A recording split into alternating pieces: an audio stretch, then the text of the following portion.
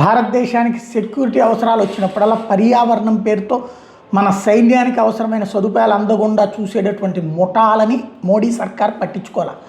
అదే సందర్భంలో చైనా రష్యాలు బాగుండాలని చెప్పి మన దేశానికి నాశనం చేయాలని కోరుకునేటటువంటి శక్తుల మనస్తత్వాల్ని గ్రహించి ఎదురుగా ప్లాన్ చేసుకొచ్చింది.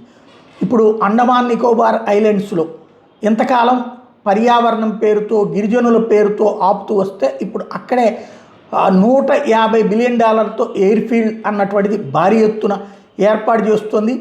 భారీ జెట్లుతో దిగడానికి వీలుగా, అంటే చైనాతో యుద్ధమే వస్తే కనుక కీలకమైనటువంటి అవకాశం ఉంటుంది అక్కడ. ఇప్పటికే ప్రారంభించినటువంటి ఇది రాబోయే 3 ఏళ్లలో పూర్తి కాబోతోంది.